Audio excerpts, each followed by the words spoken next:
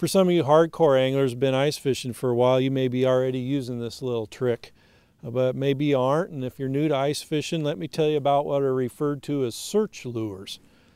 So what's a search lure? Well, it's a bigger bait than what you'd normally use for panfish, something like a jigging spoon of some kind or a different kind of jigging bait. And those are too big for most of the panfish you're going to catch. So then I combine that bigger bait with a small jig that you'd normally use for panfish, and I do that by tying a little dropper, just 3 or 4 inches of a dropper, then a small jig where I can put my usual wax worm that I use when I'm ice fishing.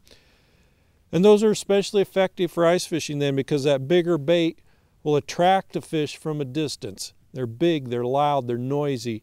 When you put them down there, they get the fish's attention. Then those panfish come in to check out that big bait. Maybe too big for them to bite on, but hanging just a few inches below it then is a small jig and a wax worm. So you've called the fish in with that bigger jigging lure, and then you have a smaller bait there for them to bite on. You can get them to bite. You can cover a lot of water then with that bait and get it down there and find out if there's some fish in the area. You'll get them to come from a distance to check that bait out. So then you can cover water and then begin to zero in on those fish when you find an area where they're at.